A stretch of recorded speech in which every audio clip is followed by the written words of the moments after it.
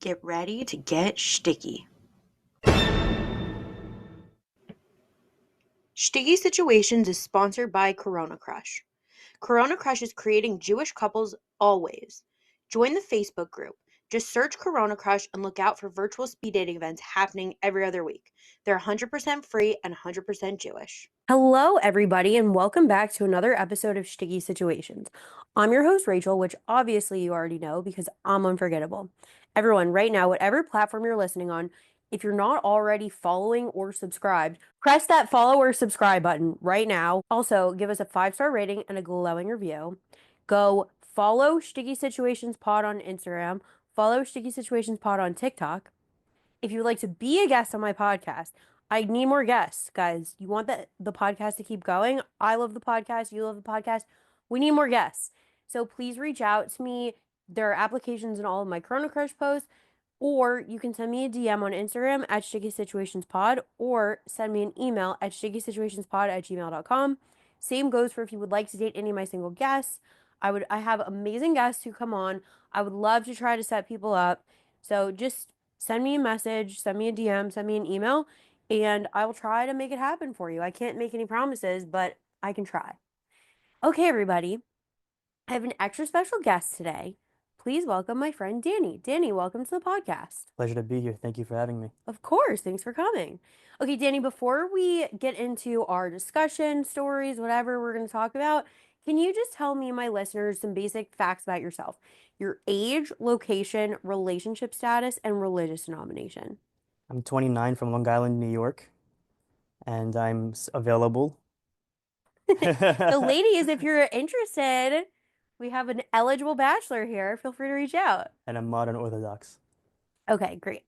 Okay, so I know when we spoke about you coming on the podcast, you said you had more like discussion topics that you wanted to talk about.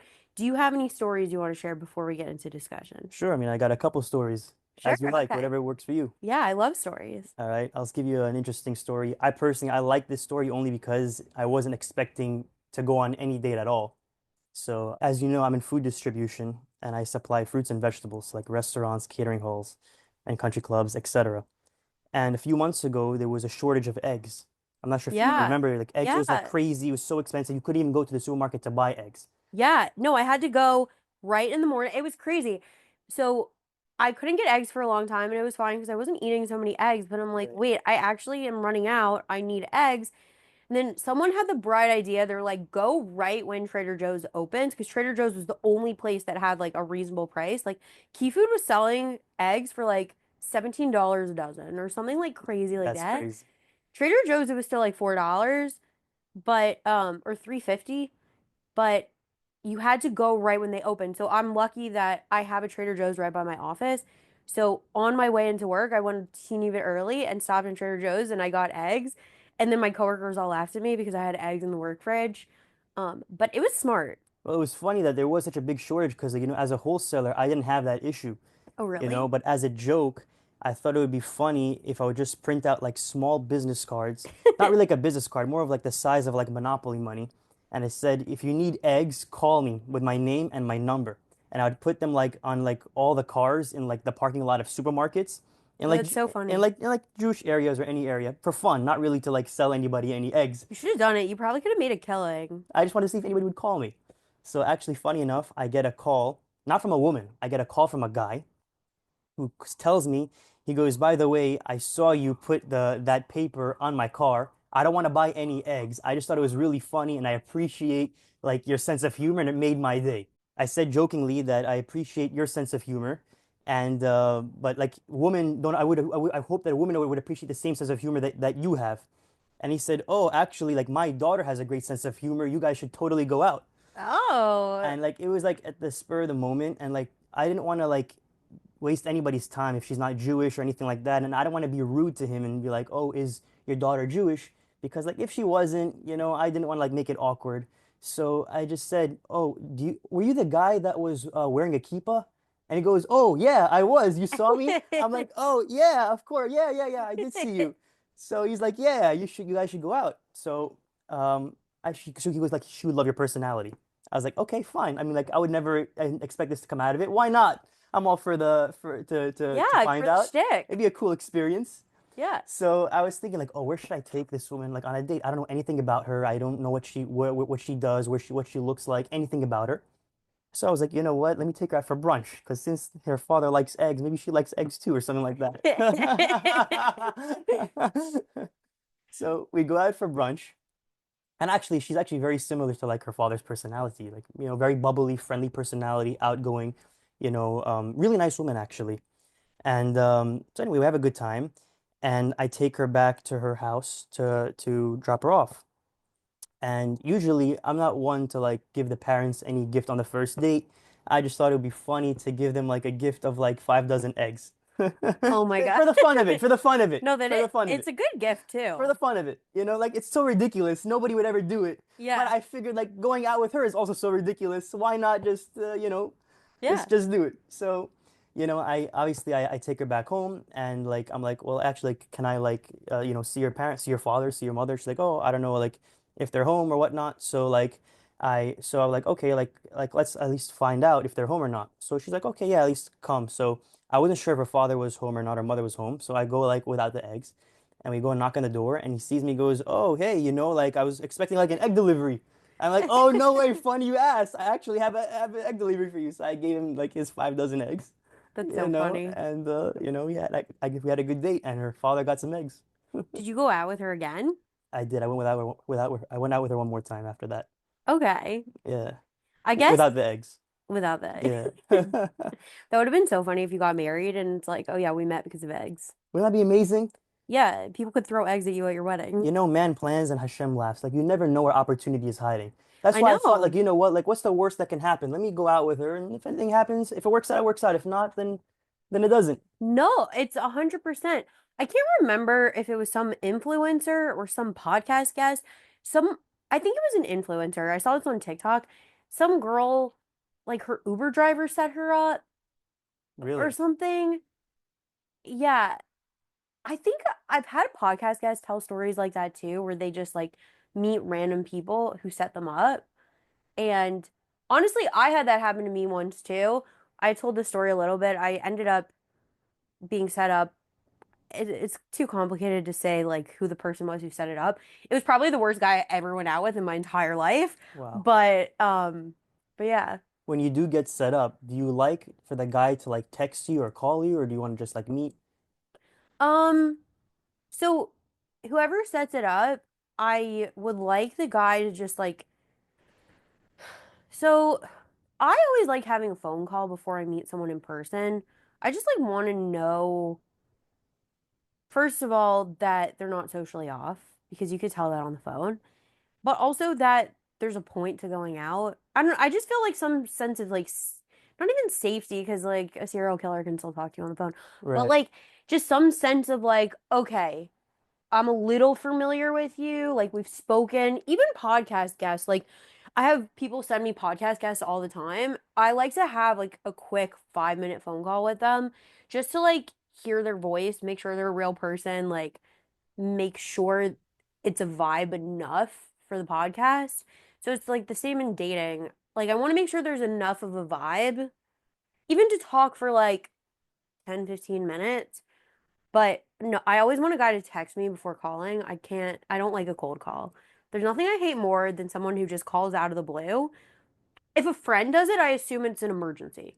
Right. Like if I see a missed call from my friend, it's either an emergency or something like urgent. Like, oh, I'm standing outside of your apartment. Like, Right. or it's like, okay, there's an emergency. I prefer because I'm busy. I need to mentally and emotionally prepare myself to talk on the phone. I hate Mhm. talking on the phone. But I love talking to people in person. There's just something about the phone. It's like I feel trapped by phone call. So I need to like mentally prepare myself for it.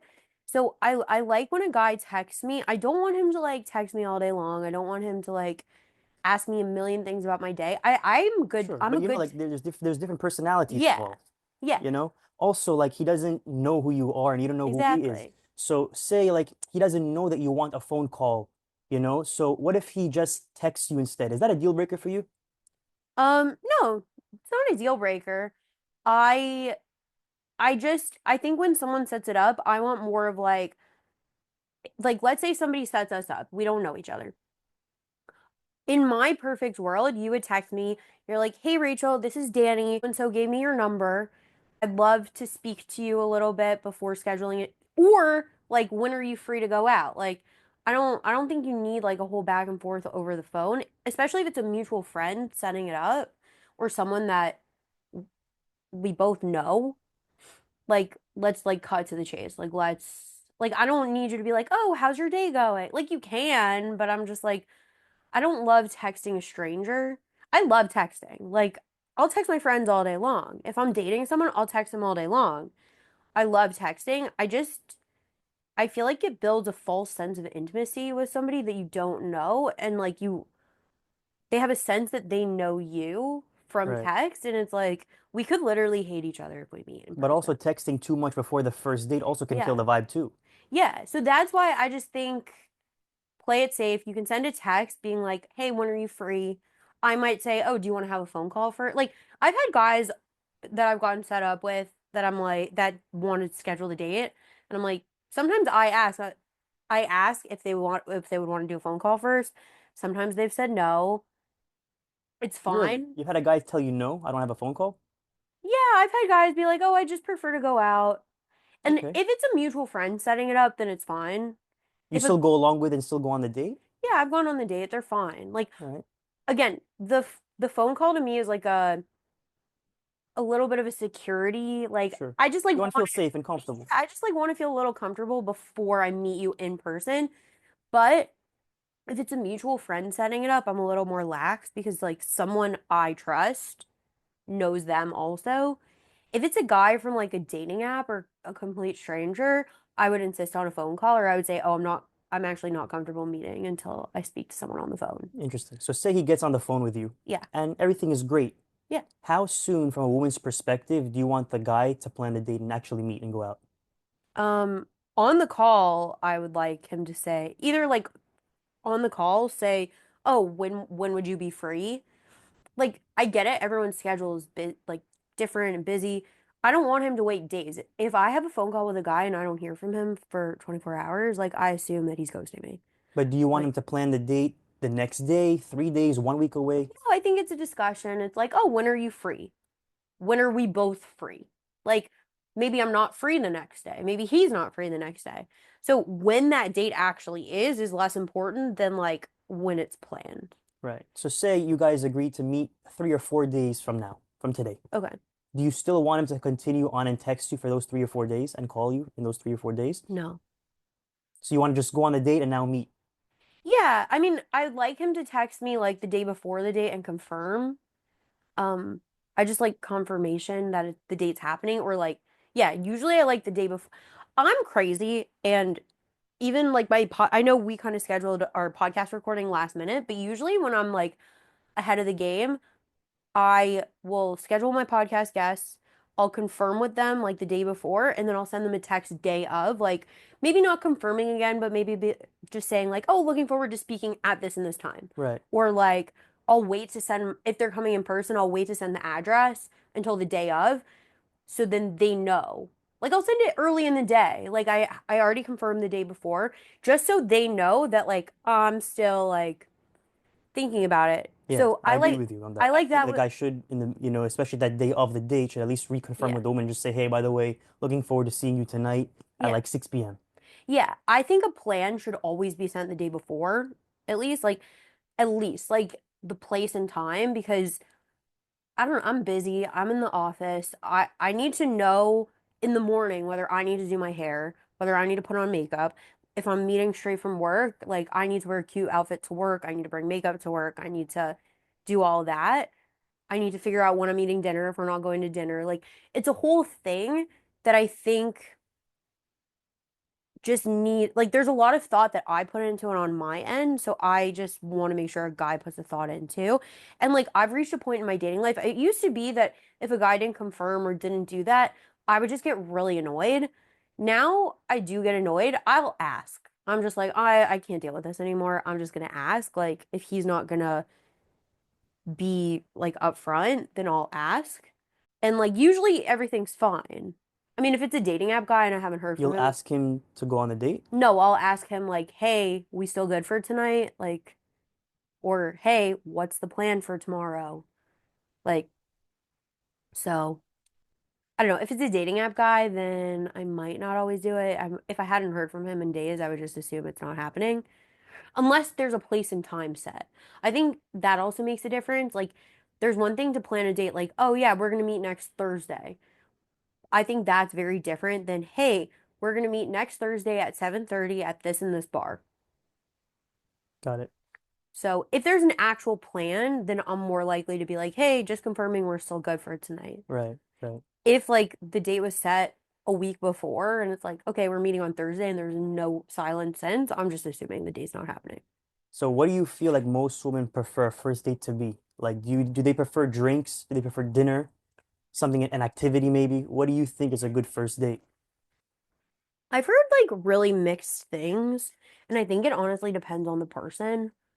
For me, I like a first date to be something that doesn't have to take so long. So I'm fine with drinks. I know some people like activities. My thing is, I just like don't want to have to get on a subway and get home on the subway. Like, I know it's different in places where people have cars, but like, I don't have a car, and people in the city don't really drive unless I'm dating someone who lives outside of the city and they're driving in. It's just a matter of like, okay, most likely we're meeting on a weeknight, so it's going to be after work. And we're like, I wake up early the next morning. So I don't want to be out all night. I don't want to have to like get home late. I don't know. Like I'm also I can't talk for every woman because like I would prefer something like drinks or ice cream. Just like chill. I want to talk and get to know you.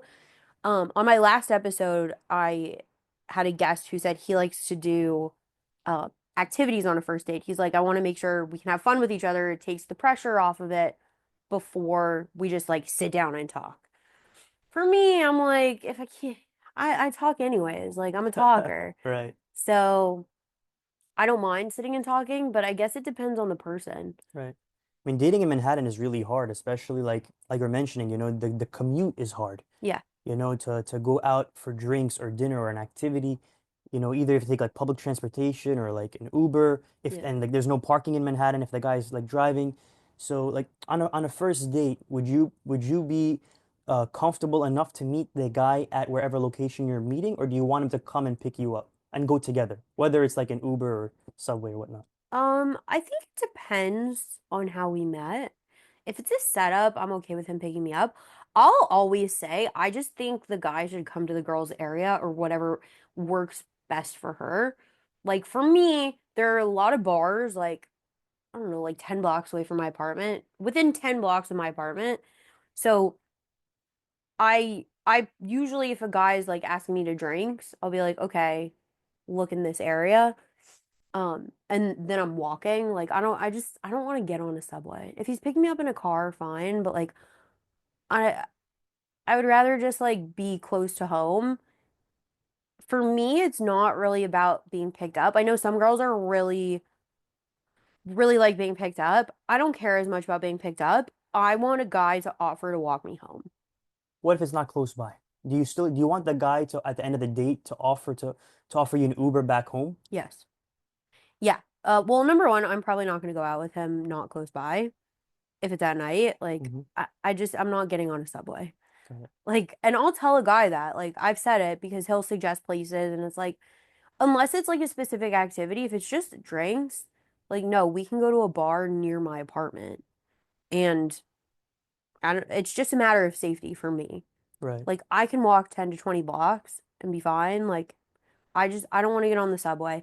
Also, like I'm tired after work. Like I don't want to come back home from work and then get back on the subway and go back out or go straight from work and schlep all my stuff and yeah. That's my personal preference at least. So, like if a guy comes to me, first of all, if a guy offers me an Uber home, I usually won't take it. Really? Yeah. I want him to offer though. Got it. I've had guys offer. And I mean, I'm trying to remember when I've had guys offer because mostly I like going out near my apartment and I will state that at least in recent years. Um, but I had a guy pick a bar that was like, I'm gonna say it was like 20 blocks from my apartment. So it wasn't the closest, but he had to like go and catch a train. I don't even know why we went where we went, but that's neither here nor there. Um, so he was like, "Oh, can I order you an Uber home? Like I have to go catch a train." And I thought that was nice. He definitely got points in my book for offering. In all fairness, it was light outside still. Like it was like the middle of the summer. So even though it was like 8, 8:30, whatever time it was so light out. So I was like, no, it's fine. I can walk. But I liked that he offered. I like that too. I think it's so important for the guy to at least offer, Yeah. especially like on a first date, you know. Especially like on a first date, you know, you're the nicest person that you're gonna be, and he's the nicest person that he's gonna be Yeah. until you guys get comfortable with each other, Yeah. you know. So at least it's the right, I think it's the classy thing to do for him to offer. Yeah. Or to walk me home. Like most of the time, if a guy offers to walk me home, unless I really hate him and I don't want to spend any more time with him, which has happened. Like I had a guy offer and I'm like, no, it's fine. You can go. He was going the opposite direction. I was like, it's fine. You Go. ever had a Like, date that's like all day long and you want just to leave? no, it wasn't all day long. We met for drinks. It was also probably, it was about 15 blocks from my apartment, 10, 15 blocks. Mhm. And he was like, it was late. And he's like, do you want me to walk you home? And I knew he was going the opposite direction. And I knew I really just didn't want to spend any more time with him. So I was like, no, I'll be okay. And I think I like stayed on the phone with one of my friends while I walked because it was kind of late. I think it was like 11 o'clock. Um, and I walked back to my apartment. He did offer. I just didn't want to spend time with him. Right. But usually, like, as long as the date is fine, I'll let the guy walk me back to my apartment. I haven't really had much problem with that. Yeah. I like I like when guys are considerate. Right. Like, Actually, I once had a date that was like all day long, actually, like the whole really? entire day. Yeah. Yeah, I'll never A forget it. first date? Yeah, first date actually. I'll tell you, it was crazy. I was in Tel Aviv and it was a Friday morning and I'm about to catch the train from Tel Aviv to Jerusalem. And I brought my suitcase with me to go on the train to go to Jerusalem. And I went through like the wrong like entrance because I had a suitcase. You have to go through a different checkpoint because they have to check your bags to make sure that it's safe and there's nothing in your bag. So I'm taking my bag and I'm going through the other like entrance, and it's a checkpoint. And there's this Israeli soldier who's checking bags, and there's a white table. So it's like my turn to check the bag. And so she takes my bag. She makes me put my bag on the white table, and she opens up my bag and she's going through it and she's asking me all of these questions, you know, like where am I going? How long am I going for? Like where am I from? Oh, like you're from America? Where in America? Like are you from New York? And I'm like, lady, I have 3 minutes to catch my train. I can't like, you know, like I gotta go. Anyways, like I take my bag and I run down the escalator and I'm trying to go and catch a train and I miss the train by like 10 seconds. Oh And I'm like, no. oh man, like I missed the train. I have to get to Jerusalem. So I'm like, what am I gonna do? Like, just hang out here alone for like half an hour till the next train comes? I'm like, since this lady likes to talk, let me go talk to her for like half an hour before my train comes. So I go back up and I go and I see this soldier who's like checking people's bags, likes to talk. We have a conversation, and then eventually it's time for me to catch my train. And so she's like, oh, so like I'm going to Jerusalem, and she said, oh, well, that's so nice, you know, I'm actually like finishing up my shift in the I guess like they go to the army for a couple of weeks, and then every Mhm. couple of weeks they have off. Yeah. So she had mentioned that this Friday is her last day. She has off for like the week, and then she goes back into the army. And I told her, well, I'm coming back Sunday. She goes, oh, well, then you know, like let's go out on Sunday, you know, in Tel Aviv, of course, and then that's it. You know, like why not? So I'm like, yeah, cool. So we exchange what contact information, and I add her on WhatsApp. And so I go to Jerusalem for Shabbat, and then Sunday I come back to Tel Aviv. So we meet up, and mind you that I have plans to go back to New York on Monday. Oh Sunday was wow. my only day to be in Tel Aviv. Oh So I no. figured, oh, this is great, you know, like she's gonna like we're gonna do things together in Tel Aviv. She's gonna show me around. Like it's a cool experience. I have someone that lives here, and Yeah. I get to know another person, so it's cool. We spend the entire day together. We do all these different things, activities. We went all over the places. I went to places that I would never even like think of going because like she knows the area. I don't know the area so well. Anyways, we're like wrapping up. It's like been hours already, and you know, I'm like, like you want me to like take you home? She goes, oh yeah, you have to like absolutely come. You got to meet my parents. I'm like, yeah, like no problem. Like I don't mind taking you home and like dropping you off and saying hello. She goes like, no, no, no, not just to say hello. Like they want to meet you.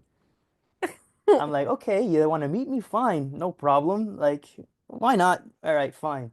So like I'm like, are you sure? Like, we just met, like you really want me to meet them and everything? She's like, yeah, yeah, yeah. They like Also, does she know you're going back to America the next yeah, day? yeah, of course, we discussed this. Like Okay. she knew that I'm going back to America like on Monday. All Okay. right, like this is it. There's like nothing more. Like we obviously didn't like see each other again because like like she's in Israel, like, and I live in Yeah. America. So, but she's like, you gotta meet my parents. Fine, so no problem. So I go to her place, and her parents are like so sweet. The mother's like the most sweetest lady ever. Like we're sitting down in like the table, and she comes out with this like big tray of fruits with like toothpicks on there, and and the father was such a nice man, like sitting across from me, telling me stories about his day back in the army. And it was actually really, really cool, really interesting. But like we spent like an hour together just talking with the parents also. It was really cool. That's so cool. Yeah. Only in Israel. Right? It's amazing. Yeah, that would only happen in Israel, and it's so funny. But it just shows like how comfortable Jewish people are. Like always you Yeah. have to be safe no matter what, wherever you go, even if the person is Jewish or not Jewish. But it's just so amazing that you have this feeling knowing that, oh, the guy is Jewish, you had a good time, like I want to meet him. He must be a good person. Yeah. Isn't that so amazing? Yeah. No, it is. I don't think I've ever had a guy. I mean, also my parents don't live here. So, I mean, they live out of state, but it is funny. Do you ever tell your parents if you're going on a date or you kind of keep it like quiet? Um, yeah, I stopped telling them. I told my mom at the beginning, and then she would like encourage me to keep going out with these guys who were awful. Like they were just, it's not that they were awful people, it's just like they were not for me. And it's like, okay, mom, you have to trust that I know you want me to get married, but like you have to trust that I have the judgment. I'll tell them if I'm dating someone and it's like getting serious. Like they haven't met any of the guys I've dated. They almost met one of the guys that I dated, but we kind of broke up before we had the opportunity for them to meet him. But yeah, like if it's like someone significant that we're like past like oh 1 2 dates and we're like actually dating, I'll tell them.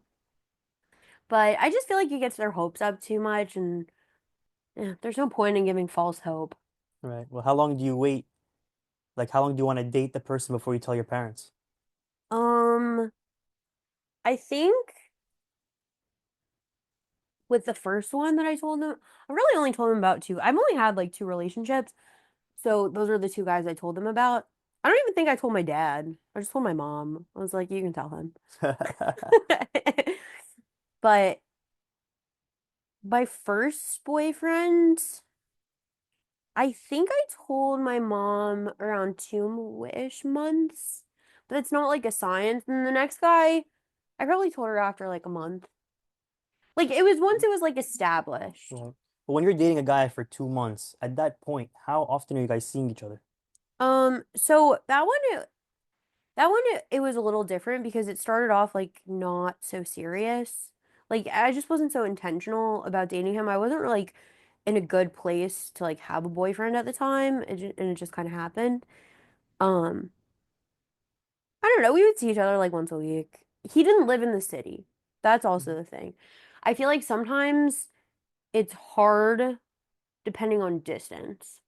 Like if I was dating a guy who lived like in my neighborhood, it's way easier to see him more often, but I don't know.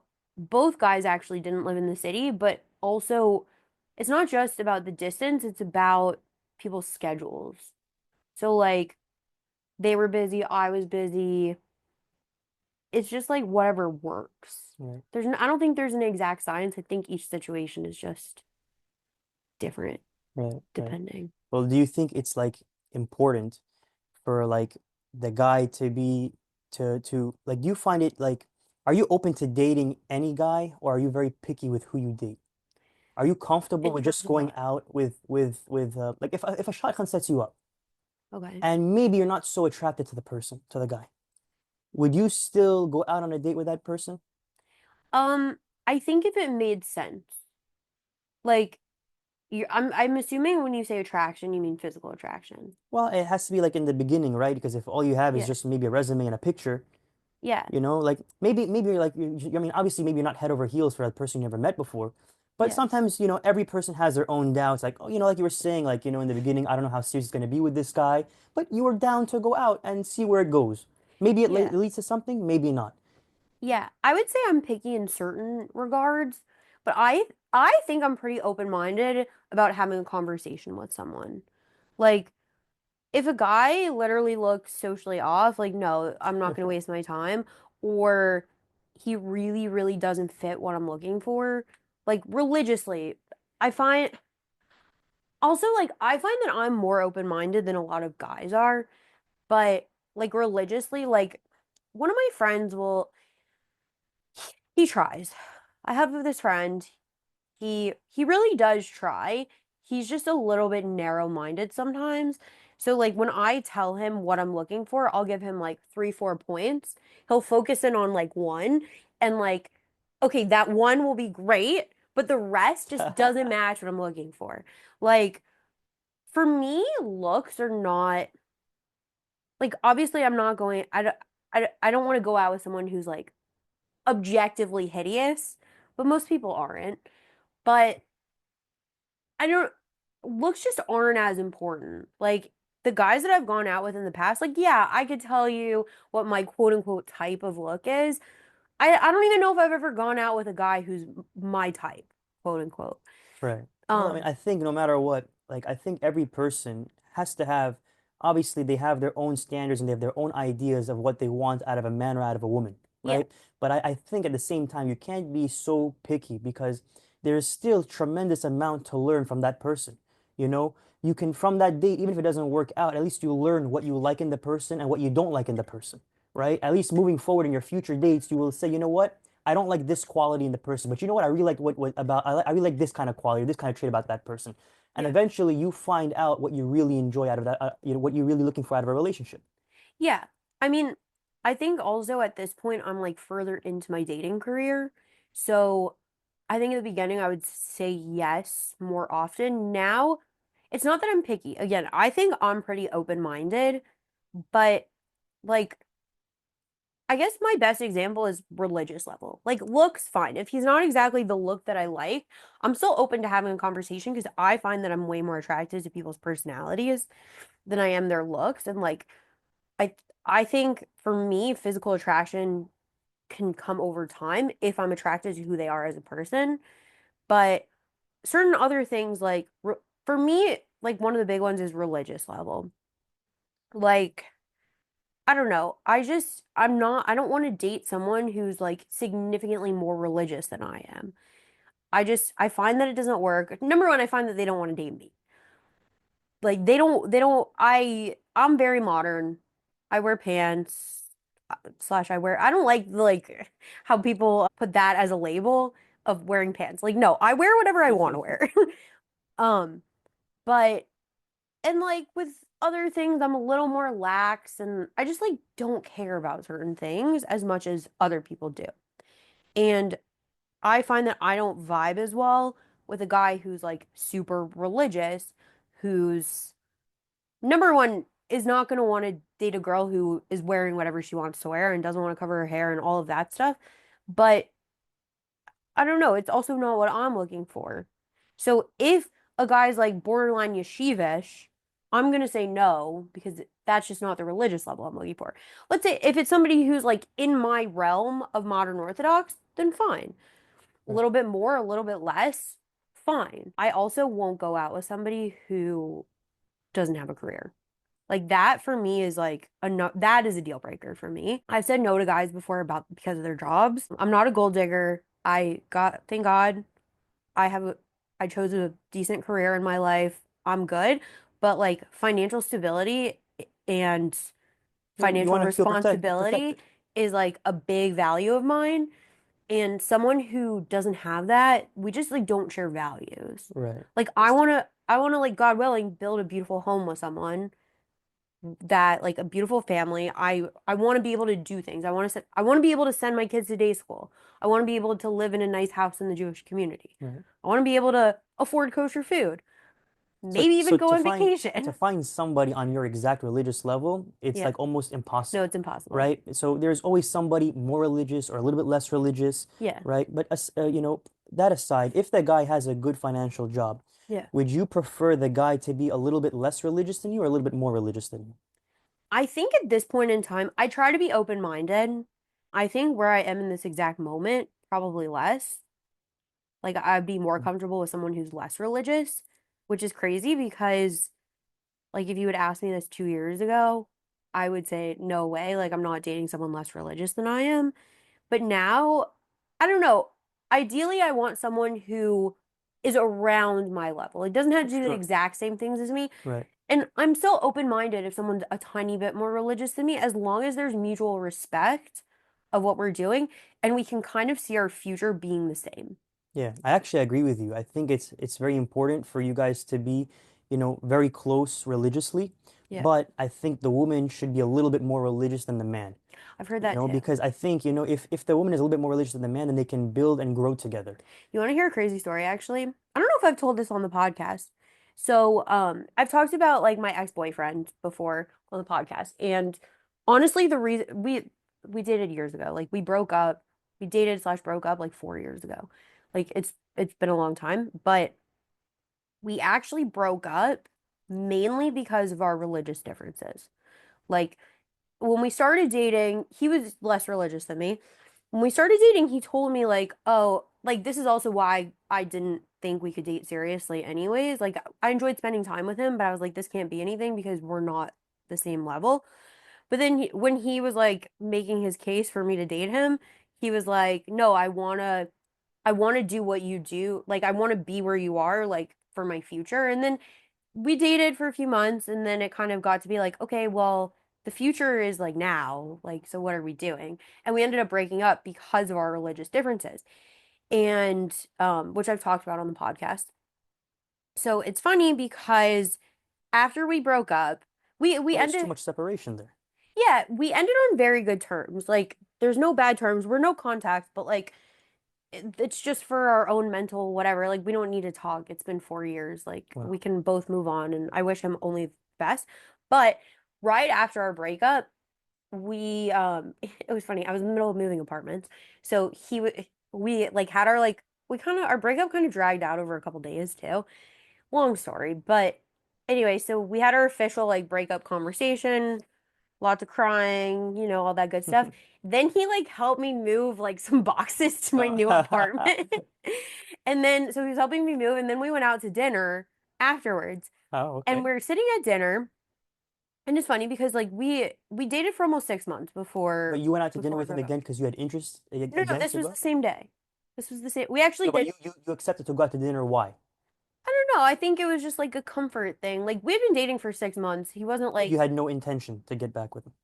Or it was in the back of your mind that you we might have. I don't know. We just broke up. I wasn't really thinking. I was mostly just crying. But so we were sitting at dinner and again, we had been dating for like almost 6 months. So we were comfortable with each other. We're sitting at dinner. We like share stuff like a couple does. And this couple is sitting next to us. And they look over at us and they're like, "Is this your first date?" And we're like, no. They're like, oh, so how long have you been dating? They're like, oh, are you married, engaged? And we're like, actually, we just broke up. And they're like asking us all these questions. Like, it was so inappropriate, but also hilarious. Like, looking back, it's hilarious. At the time, I also thought it was funny, but also I was like trying not to cry. That's funny. So they're asking us, like, oh, why did you break up? And I was like, we're just like too different religiously. And they're like, you guys will get back together. You'll get married. They're like, it's fine. The woman's the one they're like, which one of you is more religious? And I was like, me. And they're like, oh, the woman is in control of the house. So like, you guys will get back together. So we had a little laugh about that. We didn't get back together. Totally fine with me. Eh, Like we both moved on in life, but I realized I never actually told that story on the podcast, and I think it's funny. I'm happy I got that out of you. Yeah. I mean, like, truthfully, I think you do have to be somewhat on a similar page, but it's interesting. So, why do you think that the woman should be more religious? Well, for me, I think the perfect relationship is in a relationship where a woman is slightly more religious than the man so that they can build and grow together. Obviously, she can't be way too much more religious and he cannot be a lot less religious. But if they are close together, then they have a chance to build and grow and build a beautiful home together. But I think, while that being said, I think it's also very important for the man to be more into the woman than the woman is into the man. I agree with that. And I say that only because I think the man has to continue to chase and pursue the woman. I think if the woman is more religious and the guy is more into the girl, I think the chance for the relationship to succeed is very high. I think we just solved dating. The woman needs to be a little more religious, and the man needs to be more into the woman. I agree with you on the man being more into the woman. I mean, I haven't experienced the woman being more religious yet. Like, I feel like in my next relationship, we were like on the same page. But and any of the guys I've dated since have gone nowhere, so it doesn't really matter. But yeah, I think it works because I think a woman can be worn down more, not in a bad way. Like, I'm not trying to say this in a negative way. I think it's like guys will get bored with a woman who's too into them, but a woman likes when a guy is like constantly putting in that effort, putting in like like chasing a little Well, bit. listen, the guy Not likes in a the toxic guy way. likes to chase, Yeah. but the girl also has to show availability. Yeah. If the girl's not showing availability and she just wants to be chased, the guy is gonna end up losing. Like he's not gonna be into the girl. The Yeah, girl's gonna lose the guy. 100%. If the girl actually wants him, she could play that game, but she can't be so deep into it. She has to show her that she's available still and that she's into the guy. Yeah. You think that at any point in a relationship it levels out? It is if they're missing a foundation, right? So I guess what the foundation could be is, obviously you have core values, which is like religious level and whatnot. But aside from that, it's also really important is like the five love languages. You need Hmm. to know your partner's love language, right? So, like it could be words of affirmation, acts of service, giving gifts. It could be quality time. It could be, sense of touch. Whatever it is, whatever your partner's your love language is, you should know it and try to feed off of that and provide that love language to her or to him. If you can figure that out, you have a high successful probability to have a successful relationship. Yeah, it's interesting. I feel like you can kind of figure out people's love languages just like from knowing them. Also, I find that people show love how they want to be shown love. Not Like necessarily, not at necessarily. the beginning, Because people's love languages are different, right? They might, for example, like they might love to give gifts, right, as a way yeah. to show gifts, show love and affection to you. But Hmm. maybe they don't want a gift from you. Maybe they Yeah. already have everything, and all they want is just quality time. It's For interesting. example, like I'm that way, right? I would love to show my love by giving something, right? Hmm. But actually, I don't want anything in return. For me, I want your quality of time. That's Yeah. me. So it is different for, not, they don't go hand in hand like that. Yeah. I just find like if I don't know a person's love language yet, I tend to like show my love how I would want to be shown. Right. Like, I don't know, for me, I think my biggest ones are quality time and acts of service. So like I'll try to go out of for someone I care about, like I'll try to go out of my way to do something nice for them or to spend time with them. But but it's interesting. But do you think at any point, because you said the guy has to like the woman more, do you think at any point down the road it like is an even playing field No, where they it's like never each other? even. Even like There's 50 always years into somebody in the marriage? relationship that likes the person more. Even even like 50 years into marriage? You know, actually, like many years ago, and I still do this to this day, whenever like I'm in Manhattan and I see like an old couple like holding hands, I Yeah. always ask them like, what's the like success, like what's your secret to like a successful marriage? Like, and I always ask, the first question I ask is how long you been married for? And the second question I usually ask is how long have you guys, like after they tell me, oh, I've been married for 40 years or 50 years, I say, well, what does it take to have a successful marriage like yours to last for 50 years? Hmm. And the answer that I got the most, I got many different answers, but the answer I got the most was compromise. So I find that in order to have a successful marriage, what I learned from that is that you have to compromise. There's give and take. right? There's many times in a relationship where life happens and a lot gets thrown at you in a week, in a month, in a year. So you can just imagine how much can go and how much can happen in a lifetime, together. Yeah. You go through ups and downs together. So you have to be able to compromise and you know want to help each other pass through the hard times together. But throughout that process, there's somebody that falls more in love throughout that process than the other person. I don't think it's always equally. It's interesting. Yeah. I guess like I'm thinking of like the people who I know who have been in relationships, and like my grandparents were married for 60, 65, 66 years, something like that. And yeah, I'm sure it was I only saw the end of their relationship because I mean not the end, but I saw the last 20 years of their relationship because that's when I was alive, but my grandmother passed away, so that's why they're not together anymore. Sorry to hear I that. mean, yeah, I mean it was 8 years ago she passed. But yeah, my like they were so in love. Like my grandpa still like he can't talk about her without crying. That's Like incredible. I and love that. I honestly I would love to have him on the podcast. His voice isn't so good anymore.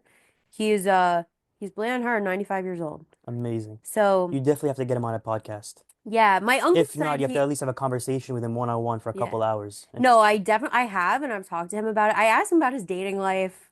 oh, I he's asked actually in the dating scene now? no. I Oh, asked it. previously. No, yeah, I asked him about his dating life before he met my grandma, and he was telling me, and I asked him about dating my grandma, because I mean they got married when I think he was probably 20, 21. I think she was 19 or 18, something like that. Crazy. Like they were together their whole lives. At least, yeah. So, um, I would love to get him on the podcast. My uncle said he would like try to help get the microphone and everything. The problem is my grandpa's voice goes in and out sometimes. Hmm. So I don't know if he could talk for that long, but stay tuned, everybody. We'll see. Has he had any bad dating experiences? Oh yeah, I can't remember the stories he told me. This was already like a couple years ago. That I was asking him this, but he told me some funny stories from before he met my grandma. Also, the story of how they met, I think I've told this on the podcast before. He he's from New York, and he went to medical school in Des Moines, Iowa. And he got to Iowa, and he contacts the rabbi, someone, and he's like, "Okay, who are the Jewish girls to date?" And he gets a list of Jewish girls and their phone numbers In Iowa. in Des Moines, Iowa, and he goes down the line and he calls the first woman and she doesn't answer. He calls the second woman and it was my grandma. Really? So yeah, so we always joke that thank God that first woman didn't answer the phone. That's incredible. Yeah. So, but wait, so before we continue, let's take a quick break to hear a word from our sponsors and we'll be right back. Sticky Situations is sponsored by Corona Crush. Are you tired of swiping on dating apps? Tired of guessing whether the cute guy or girl you keep seeing around is Jewish and or single? Then you need to run, not walk, to join Corona Crush. Corona Crush is a Jewish organization working to create Jewish couples always. Corona Crush has over 30 confirmed engagements, over 22,000 members from all over the world, and has set up over 50,000 speed dates.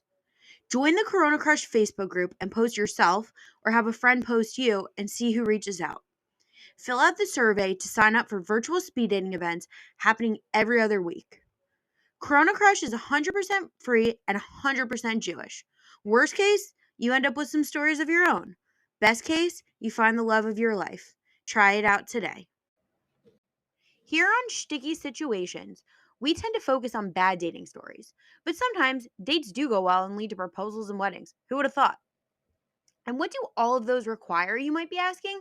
Well, the answer is flowers. Who doesn't want flowers from someone they've been seeing? Don't forget, flower petals and bouquets needed for proposals. And that's even before all the flowers that go into weddings. Sticky Situations is sponsored by Primrose Flower Shop. In my opinion, Primrose is the coolest flower shop around and has the best customer service to fulfill all of your floral needs. Primrose offers a range of services from your basic bouquets to subscription services where you can get flowers delivered once a week. They deliver all over the tri state area, including Manhattan. Primrose does weddings, bar and bat mitzvahs, and other simchas. I've personally been to a wedding where Primrose did the flowers, and the work they did was beyond gorgeous. Primrose additionally offers in store proposals, including a romantic setup with candles and music. Primrose is located at 2922 Avenue M in Brooklyn, and the phone number is 929 376 9815. You can also follow Primrose on Instagram at PrimroseNY. So, if you can't get someone out of your head, buy them some flowers from Primrose. They'll either love it or they'll find you really creepy. But regardless, the flowers will be out of this world. Okay, we're back. Okay, Danny, I don't know. It's been a really interesting conversation so far. I Um, agree. It's been great. I'm trying to remember. We were talking about something on Shabbat when I was like, "Oh, you have to come on the podcast." Do you remember what we were talking about? Oh, I think the conversation that we had was you were asking from a man's perspective, what is the guy looking for in a girl? Was that what it was? Oh, no, we were talking about like I think but I mean, it is an interesting question. We could talk about that. I think we were talking about you had mentioned like a guy notices when a girl like how she hosts a meal or how she's a guest at a meal. And I was saying that a woman no also notices like when a guy like gets up to help Yeah, I mean, and and a how guy he hosts the notices a meal. lot, especially like a high quality, classy man that's looking for a high quality, classy woman. I mean, you may not notice it, but he's absolutely reading the room and he's scanning the room and he's paying attention to every girl that's there, especially if there's one that he wants. He's paying attention to like how she acts with other people around her, the other guys that are talking to her. Does she help clean? Does she help cook? Like they're looking for certain traits and certain qualities, right? Hmm. He's checking out the woman's midot. How is she around other people? Is it her home? Is it like does she welcome the guests in? Is she friendly? Does she smile? Does she offer a glass of water when you walk in? Like these small things. I'm not saying for somebody that's just looking to have fun. I'm talking about a serious guy Yeah. who's looking for a high quality, classy woman. Those are some of the things that he's looking for from a man's perspective. Yeah, it's interesting. Like I definitely notice. Again, I think I pay more attention if it's a guy that I'm interested in. Like I notice if he gets up to help, if he what he contributes to the meal. If he's the host, like how he hosts. I also am of the firm belief, like I live in a community where it's a lot of young professionals and we all have meals together. Like it's hosting culture. There's a big hosting culture. So people have people over and are guests, and that's how we do Shabbat meals for the most part. Like obviously there are meals at shuls and other things, but it's mostly going to friends' apartments for meals and having friends over to your apartment for a meal. So I said this once and I stand by it. A guy who lives here who is actively a guest at other people's apartments but never hosts is not going to be a good husband. Interesting. I like that perspective. I do like that perspective. But I think in Manhattan it's a little bit different because it's very difficult to host, Well, especially I'm saying like the people who live here. It is difficult to host, but like if you're constantly being a guest at somebody's apartment, like at some point you have to reciprocate. right. Well, what's cool about being in Manhattan is that when people like do host, you Hmm. get 10 people, 15 people, 20 people to show up, Yeah. right? So in that kind of setting, if obviously you have guys and you have girls in that setting, and obviously it's like an intimate setting, it's maybe like a one-bedroom apartment, two-bedroom apartment. I mean, in Manhattan, nothing's really that big, Yeah. right? As So we're sitting in my apartment that is not that big. right? So say there is a guy that you like, you have Yeah. interest in, and say he's talking with another woman. Does that make you jealous? Do you want the guy more, or did you find that him now less attractive? Are you less attracted to him now that he's talking to another woman, or are you more attracted to him? I'm not I don't like the game. So for me, I want a guy who's into me. So if he's like talking to another woman, then for me it's a turn off. If they're friends, fine. I don't care.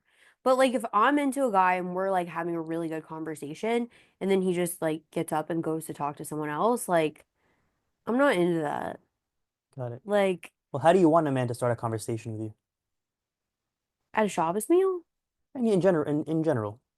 I don't know. I'm a pretty easy person to talk to. So You know, like like a most guy guys, could they're like, say oh, anything. obviously a lot of guys they say the basic, right? Which every girl like hears, right? Oh, hey, where are you from? What do you do? This and that. Yeah. Like it doesn't really like that like obviously it doesn't stand out, right? Has there been anybody that has said anything to you that has really stood out to you or a great conversation, like a great opener for you that you're like, wow, I want to spend more time talking to him? I can't think of specifics, but I it catches my attention when a guy says something funny to me or like he points something funny out that's going on in the room and we're just like watching. I don't know. I'm big into banter. I love banter. Like I could sit with the best conversation I think with someone for like an initial first conversation, if you want my real honest opinion, is one where you're saying a lot, but you're really talking about nothing. Like you're just going back and forth and it's a good back and forth, but you're not really talking about anything. Right. We got to enjoy the person's company. That Yeah. only happens when you really enjoy the person you're with and you just like to spend time together. Yeah. But it's like it's a banter. Like we're just like or you're like making stuff up out of the air. Like it's just funny. Like when it just like flows naturally and it's banter and it's like, okay, we literally talked about nothing in this conversation, but it was a hilarious conversation. Right.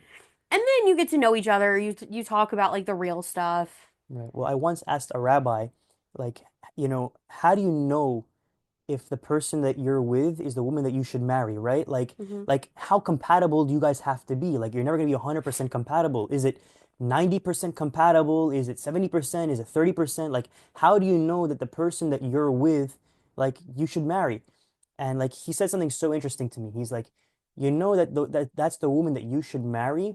Not that you have 90% compatibility, but you know that she's the one to marry when you just like and spending time together. You can be driving in a car and you just want to spend 2 hours with them and you don't have to have a meaningful conversation. You just want to be around them, and as long as you have 51% or more similarity and you like each other's company, then the relationship has a probability to succeed. You should get married to that person. Interesting. Interesting, right? Yeah.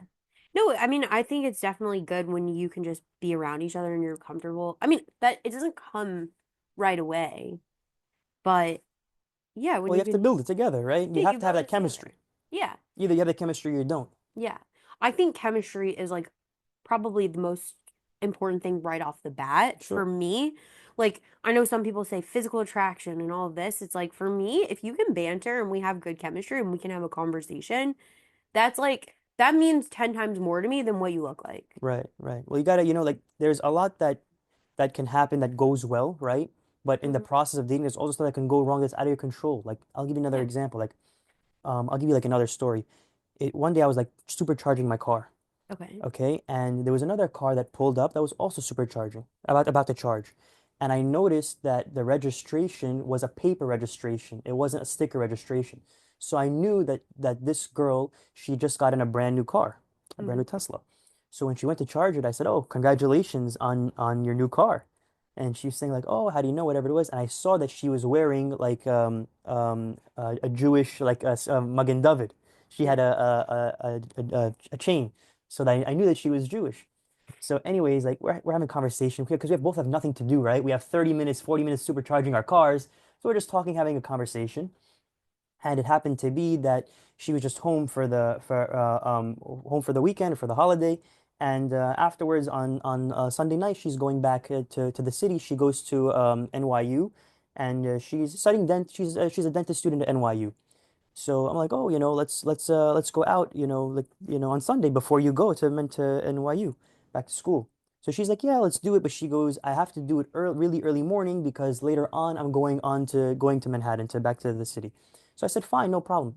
So we decided, for the first day, we're gonna go and grab a cup of coffee at a coffee shop early morning. So, she goes, she orders her drink, we order our drink, right? And she gets like the biggest drink that you can possibly get, right? Hmm. We're like 2, 3 minutes into the date, and she spills the drink all over me. Oh It no. goes all over me, Oh right? no. Oh my God. You Was want it to a be hot respectful. drink? Yeah, it was a hot drink, yeah. Oh And no. it was all over my pants, all over my shirt. Oh Yeah. no. But you want to be respectful of it at the moment. Obviously, it's an awkward moment for her and for me, and you want to make it, as comfortable as possible if you can, Yeah. you know. But It like, was an yeah, it accident. was an accident, right? But we had built so much good momentum till that date, right? Yeah. And then, in the first 2, 3 minutes of the date, something as simple as that can absolutely kill the momentum. Yeah. Oh no. So what happened? So honestly, like for a few minutes, I was seeing if I can just like handle it and still like go on with it. Honestly, I couldn't. I was so uncomfortable. Like I had to go and like Did you change get my burned? clothes. No, I didn't really get burned, but it was Okay. uncomfortable. So it Like wasn't that hot. no, it wasn't scorching hot. No, it was fine. Okay. Just uncomfortable, really. Yeah, yeah. Really. Yeah, more uncomfortable like, feeling wise, Yeah. in my on my body, but other than that it was fine. So I mean, obviously like, I was it was just close by to where she lived and where I lived, so I was able to go and change my clothes real quick. And we went out and we still made the most of it, yeah. And obviously she's very apologetic, like she didn't need to be. But obviously like that I felt like less into her at that moment too, and I think she also probably felt less into me as well. I think so, even though we had great chemistry building up to that first date. It's like God was intervening. Yeah, I guess Hashem didn't want me to go out with her. Yeah. So I guess there was no second date. No, there's no second date. Yeah. Maybe now you should just always keep an extra change of clothes in your car when you go on a date. Yeah, yeah, Just in case. right. I In mean, case there's a spill. there's so many things that are unexpected that could happen. You never know like who you meet, and what kind of date you have. Because Mm. even any person that you're dating, no relationship is the same. Yeah, Every relationship is very different. I agree. You have different personalities, different mindsets, different goals. Even they could be similar, different religious levels. Again, could be similar but not the same.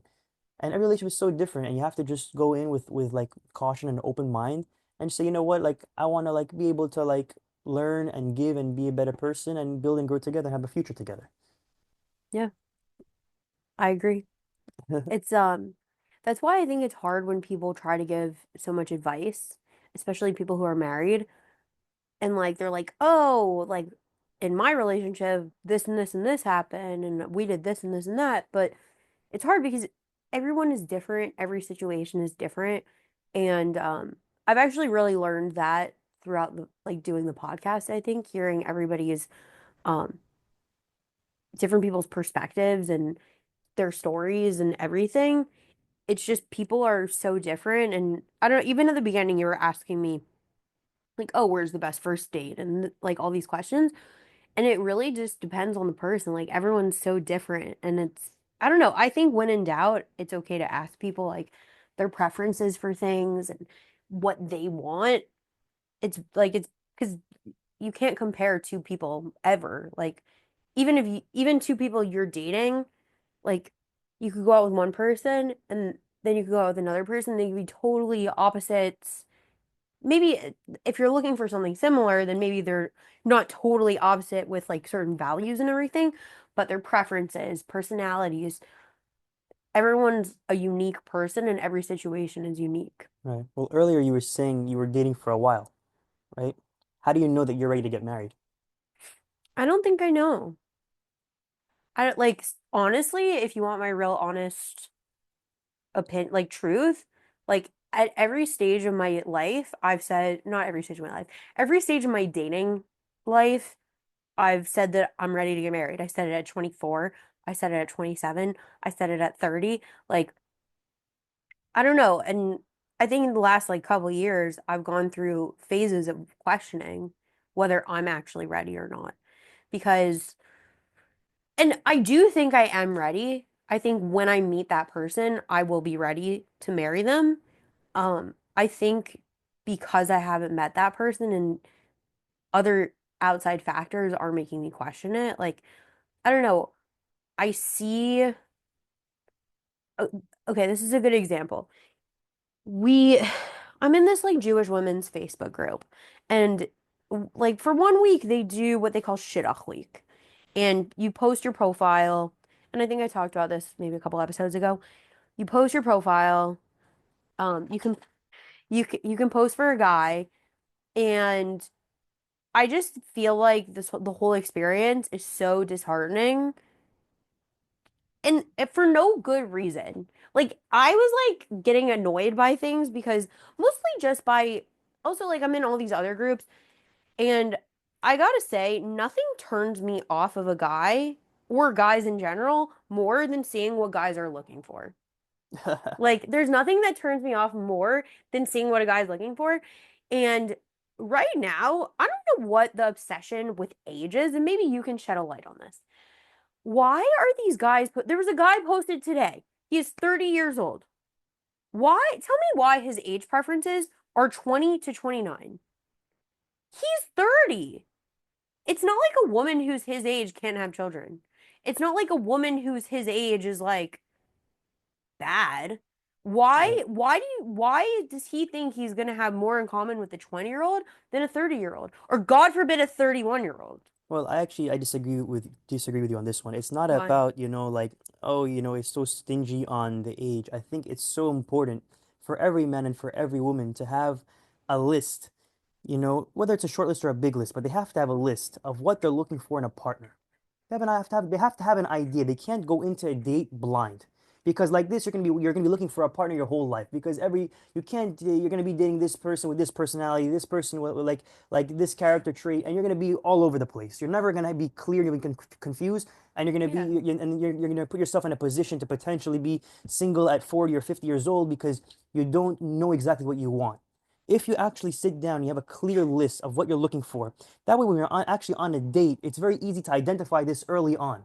And I Yeah. don't know about you, but a guy can tell within the first 10 or 15 minutes of the date if he wants to go out on a second date with the girl. Yeah, I can usually Generally, tell. maybe the date go takes 1 hour or 2 hours or 3 hours, but it doesn't take 1 hour, 2 hours or 3 hours to know if you want to go on a second date with this girl or not.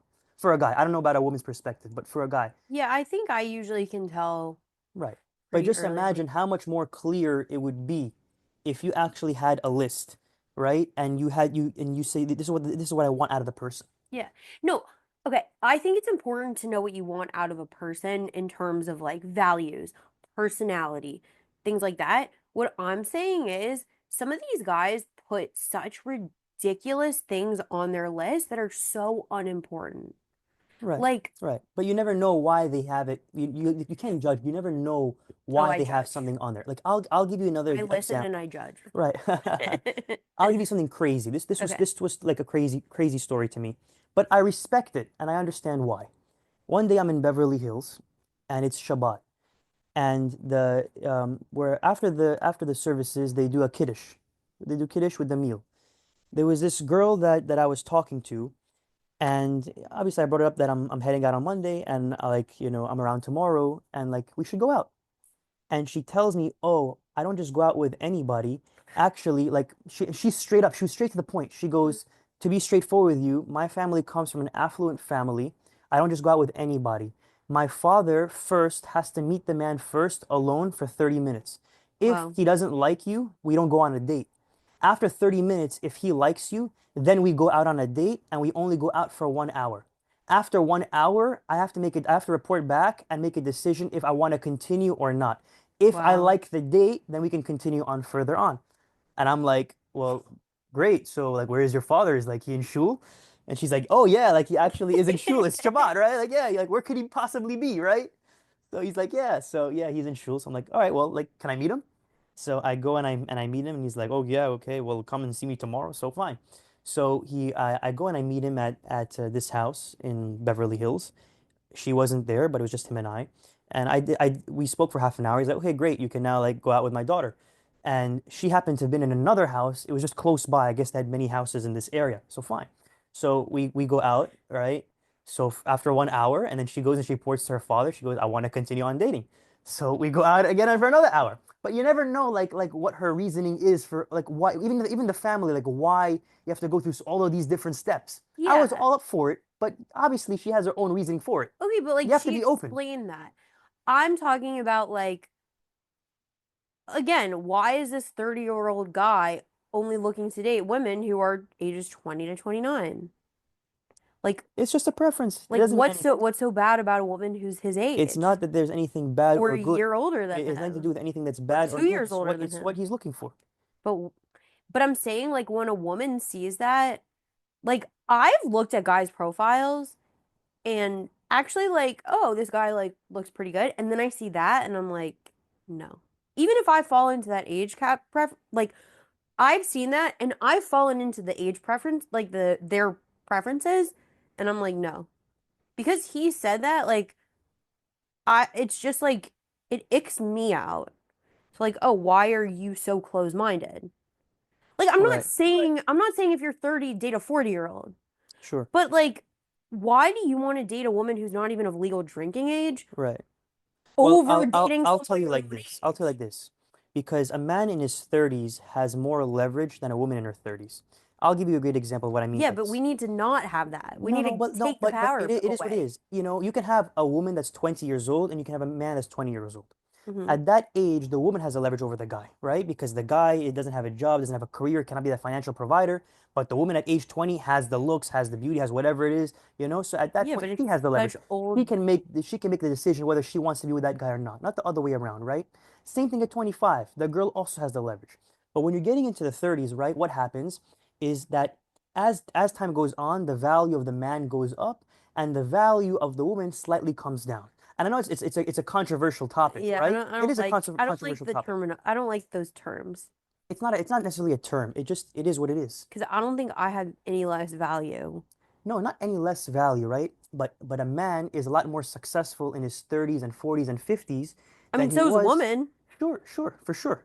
Like, But the I'm at a man, very different place in my career at 31 right now than I was when I was, well, at 21, I yeah, was in you're college. looking for the man to provide. The man's No, not I'm looking for you to not. provide.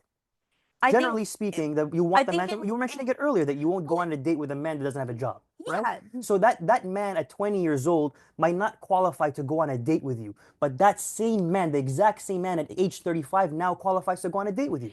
but the difference is I'm not looking to like have I think since we're in 2025, really like no household can survive on one income. I'm just looking for someone who's like at my level and we can have a household together. Right. Well, I mean, I guess he probably feels that he's financially stable enough and brings a lot of value to the table, whatever that could be for him, whether it's financially or something else, that he can feel like he can acquire a 20-year-old woman. I don't think that he should be But I don't think a like he 20-year-old should find a woman, 32 or a 35-year-old woman. why? It's what he wants. Nothing wrong with what he wants. Yeah, but I don't think a 20-year-old wants to go out with a 30-year-old. I agree with you. I accidentally went out with a 30-year-old when I was like 24 and I was creeped out. No, no, I agree with you. I don't think a 30-year-old should go out with a 20-year-old. I think they're two different worlds. I think like I mean, for me personally, I prefer dating guys around my own age. Like I've found that the guys that I get along with the best are within like let's say 3 years of my own age, up or down. So you date I a guy date. 3 years younger than you? Yeah, why not? How about 5 years? I mean, if he has the qualities I'm looking for, then why not? 5 years younger than me is 26. I don't know why that took me so long to do the math in my head. Yeah, I would go out with a 26-year-old. If he is serious about dating, ready for marriage, and like established in his own career, why Mhm. not? I don't care if I make a little more money than he does. Would you date somebody that's been through a divorce? Yeah, I have. What's your thought on that? How did it go? It was a great experience, honestly. I mean, I think in general, I've dated more than one guy who's been divorced, but I think as long as they're upfront with you about being divorced, number one, I think that's something you need to disclose at the beginning. As long as which most of these guys have, I have gone out with guys and later found out that they were divorced, but it was like one and done date, so it was like I was already icked out anyways. But I think to be successful with it, you have to be open and honest and let the person know. And also, like, if it got serious enough, I'm gonna have questions. So like Sure, but to I get to that point, right? Do you think on the first date it's a little bit too early on, yeah, like for the girl or the guy to speak about their divorce? I think it should just be mentioned quickly in the profile. I don't think it has to be talked about on like a first date. If the woman is aware, like if I'm going out with a guy who's divorced, I would expect it to be in his profile somewhere or him to be like, "Hey, just want to be super upfront with you. I'm divorced. Um, there was nothing bad that happened. It just wasn't the right person. Right. Whatever." Also, I would prefer to know if like he gave a gat right away. That's just Interesting. like That's a great one. I like that. that's a big thing. But other than that, I don't think it's really any of my business, any of the details, unless we're, I don't know, a few dates in and knowing it's gonna go somewhere. Right, right. Like I dated a guy who is divorced and at some point, like a few dates in, he's like, okay, I know you know about this, but like Do you have questions? Do you want to discuss? And like we talked about it. And like it would come up other times also. Right. And I don't know. I know guys like I know divorce is probably very painful to talk about. For sure. Thank God, like I've For never sure. gone through a divorce, so I don't know. But I know it's probably not the most comfortable topic, but I think it's important. I don't think I would date a guy right now who has kids from a previous marriage. Um, I mean, if I met a guy in person and we really hit it off, I guess, and then I found out afterwards he had kids, like maybe I would be open. But I don't know. On Right. paper right now, it's like I just don't want to be a stepmom. Right. Well, going on a date on a first date with a woman who's divorced, I think it's okay not to talk about it. I think it's okay to talk about it. Yeah. I think you have to put that in the ball of in the hands of whoever is going through that divorce. And if they want to share it, let them share it. You know, and Hmm. I think you have to be respectful and mindful of that situation. And I don't think you should go too deep into it because obviously you're Yeah. bringing up a past that is obviously not favorable to her or him, and you're looking forward to a future. That's why you're on the date in the first place Yeah. because you want to see if you can build a future with somebody. Yeah. But I think going on a date with somebody that's been divorced, I think it's great because not that it's great that they got divorced, right? But I think it's great because they went through a lot and I think they finally have clarity on what they really do not want. So I don't. They're more the kind of people that they don't want to waste your time, and Yeah. nor you should want to waste their time, you know. And I think that's great for both sides, you know. I think they know what they want, and I think they're clear on what they want, and they're looking to get it, and they should be happy. And I think that it's worth to consider to go out with on a date with somebody that has been divorced. I know a lot of people, especially in our communities, it's usually like frowned upon to go on a date with somebody that's been a divorcee. But I don't think it is. I think it's Yeah. not that big of a I deal. think it depends how old you are. I think at like around our age, like upper 20s, early 30s, it's not that uncommon, unfortunately, for people to be divorced. So I think, at least in the circles that I'm in, it's not as frowned upon. Maybe when I was like 22, 23, 24, it's a little bit different than, I don't know, being in your later 20s, early 30s. Well, I mean, I think, 70% of marriages end in a divorce, but the problem is that that's skewed to the whole population. The Jewish Yeah. population doesn't really get divorced on those kind of numbers at all. Really? It's very, very, very low. I thought the divorce rates are actually kind of high in the Jewish community because Definitely people get divorced not the young rate or people as get the married young. non-Jews. For sure not. Yeah, I guess. I think it's because they're clear on what they want. More so. We But hope. also they have clear goals and fin and foundation. Their foundation is good. Yeah. Early on, they know what they're looking for in a partner, and so sometimes it doesn't go the right way, but I think it still gives them an opportunity to like they should be there should be like platforms and more just like there's shotguns that set up people, there should be like more private groups for divorcees or people with kids. Yeah, and I think I've seen some. I mean, I'm not really part of that community, so I don't know firsthand like what groups there are or Right. I whatever. don't either, but But I don't know, I saw like I'm in all these other groups and I've seen like them post like, "Oh, this is a group just for like people with kids or people who are divorced." So, that's so nice. I think it's so much needed. yeah, I think people need to be more open-minded. Right. Do you like meeting people through a shotgun, or do you prefer to meet somebody casually, like organically? I don't believe in shotguns. Really? How Yeah, come? I think the reason for the quote unquote shidduch crisis is shotguns. I don't like people who make it, Why do you say that? I don't like people who make it their job to set up because number one, we've probably had very different experiences because shotguns are tend to be more on the side of the male. Um, I don't think shotguns really look out for women. I think they degrade us.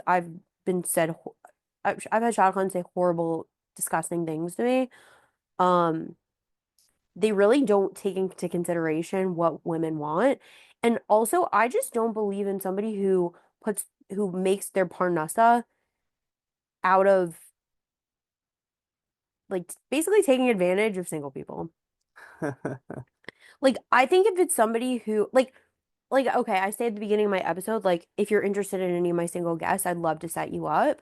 Like that's not me being a shotgun. That's just me like Genuinely want to like set them up, right? genuinely, yeah. And if I think of an idea for a friend it's just because like I genuinely care and I want to set people up. I think the problem starts when you take the emotion and like the care out of it. Like if I'm setting people up, it's because I care. When a Right. shotgun sets people up, it's because she wants to get paid.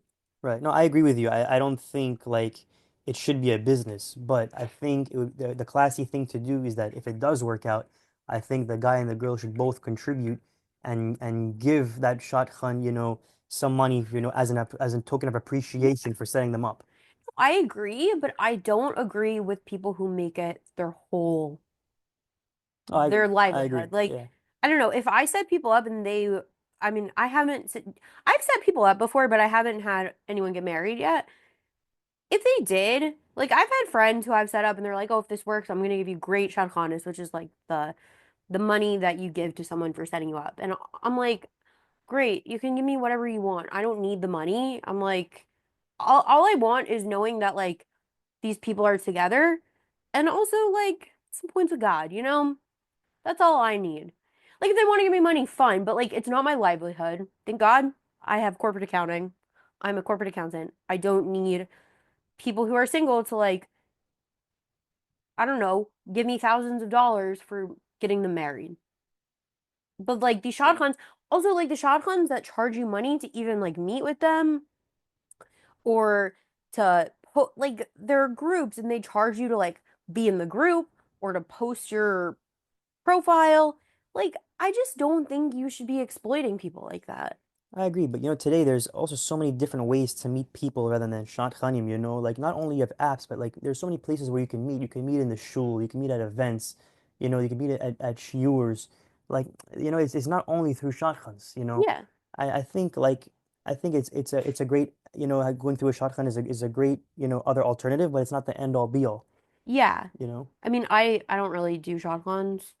And again, I just don't believe in them, but I stopped doing any of like Mhm. the oh, meet the shotgun or Right, why you connect or things like that. right. Um, I Are you don't know. Shomer Nagia? No. So, like you being not Shomer Nagia, say you're at an event, you're at a shul, you're at a shiur or whatnot, right? Hmm. Or maybe it's a kiddush or whatever it is, over Shabbat or just any other day of the week, right? And you meet a guy, right? And you wanna the guys are you guys are about to have a conversation, right? Hmm. And maybe a friend is introducing you to that person, or he's introducing, or you're just meeting casually. Would you want the guy to give you a hug in the beginning when he introduces himself, or would you rather him give a handshake or nothing at all? Um, I personally don't care. I think if I don't initiate any like form Well, of usually a man will initiate, yeah. but as a woman, knowing that the man is going to initiate something, what would you prefer him to initiate if you wanted to initiate at all? See, like I think other people are really picky about this. I personally don't care. Like if I meet someone and it's a friend of a friend, he wants to give me a handshake, great. If he wants to give me a hug, great. If he doesn't touch me at all, great. Like What do you to me, find it doesn't most of your matter. friend group would prefer? If you So had to guess. it's a complicated question because I feel like my friend group is mixed religious levels and like people grew up differently. And I think a lot of us did at some point grow up or were at some point in a place where Shomer Negia was more enforced. So like even though I'm so many however many years out, it's still like ingrained in me. Like I'm never gonna initiate like any physical contact with a member of the opposite gender. But it's just like there's no real reason. I think it was just how I was conditioned. And like some of my friends are, I don't know, like I have friends who wouldn't care like me. I have friends who'd be like, "Oh my gosh, it's so weird he touched me." Like, but also who don't care at the end of the day. No, well, obviously they Um, they would care if they're Sherman Nagia, yeah, but if they grew up yeah. more traditional or But like most people are not Shomer Negia. right, Like, most are not, right? So in a yeah, setting there's like especially a like in few our people areas, who most say they aren't. are, No, but but most I'd aren't. say most are Most not. aren't, right? So in that case, would you think that they would prefer a hug than a handshake? Hmm, I don't know. Honestly, I've never really given this much thought. Fine. How would you like the guy to end the conversation if you're not into him? If I'm not into him, Like, in terms of what? Like you want to walk away. Is there a way that you feel like you could walk away that doesn't make it awkward? Oh, yeah, I would be like, oh, I have to go find my friend over there. Or like, oh, I really need to go to the bathroom. Like, I feel like there are really easy ways to be oh, oh, it was really nice meeting you. I have to go to my friend over there. Got it, got it. Um, yeah, I What if feel the like guy asks you for your number, but you're not interested? Do you still give it to him at that moment? I've never had that. I've only had it one happen once, and he was really creepy, and I really didn't care about being like friendly or not. Um, I think it depends. I don't know. I haven't really been so much in this situation. I don't know. I don't think it's nice to lead people on, but I don't know how to nicely say it. So I would maybe like pretend I didn't hear him, or I would be like, oh, like someone over there is calling. I feel like you could easily get out of it. I don't know. I'd probably be really awkward. Right, well, a lot of times it could be awkward, right? Yeah. A lot of guys say that they've been in awkward situations where they, like they weren't sure, if she's interested, not interested. And so a lot of guys internally they like to say like, well, what's the best way to go about it? So I'm curious to know from a woman's perspective. Let's say if you were attracted to the person, right? Like how would you want him to like first of all like end the conversation, start the conversation? What do you want him to say in those few moments? Um, Like, do you want him to get your number and leave? Or do you want him to get your number, talk to you for a little bit more and leave? You want him to get it right away? Like, I don't know. how do you prefer you? I think if a guy's interested, instead of just asking for my number, I would maybe like it would be good if he expresses his intention. Like, oh, hey, like you seem really cool. Like, would you want to go out sometime? I think And it's then, pretty clear if the guy's asking for your number that it's not just like, but then, but I feel like that's less awkward to say, like, oh, actually, I think you're nice, but I'm not so interested. Or you can make up a lie, like, oh, you're seeing somebody. yeah. Then if she says yes, then it's like, oh, okay, what's your number? Um, and then ask for her number instead of just asking for her number. And then she's like, oh, actually, like, I don't want to go out. But then that's being presumptuous. But it's like, why else would he be asking for my number? And then I don't know. I feel like it's confusing. I feel like it's just easier if the guy states his intentions and then asks for the number. Got it. Because if she says no, I feel like it's nicer to say there are easier ways. There are easier ways to like be nicer and say no if he's like, "Oh, would you want to go out sometime?" Then, "Oh, what's your number?" Because then you're just you're kind of backing her into either way, it's like backing her into a corner, but like I don't know. If I really wasn't interested in a guy, I would probably find a way to run away before I could give him my number. But I don't know, maybe if I had to think about it, I would give him my number and then but also I feel like when a girl gives a guy her number, it's basically also showing mutual interest. So, and I've had male guests come on and like talk about that. And I don't think it's nice to lead people on. No, I agree. But sometimes at that moment, maybe the guy has interest in the girl, but the girl does not have interest in the guy.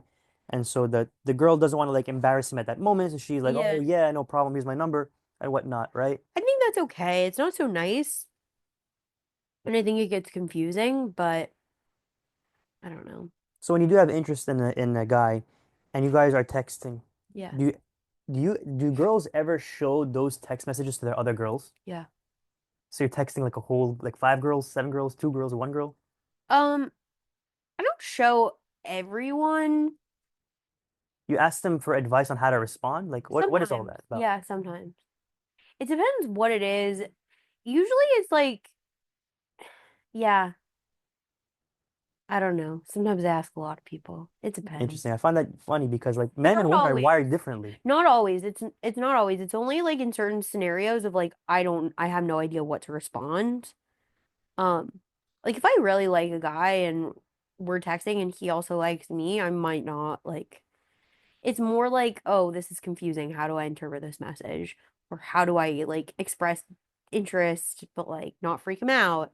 Right. Or I don't know. I don't share all of my text messages with my friends, but it's really when I don't know what to respond or if I need help drafting something. So a big one in like from the male's perspective, in the male circle, they always care about, oh, how long should I wait to send a text, or she took this amount of time to send a text.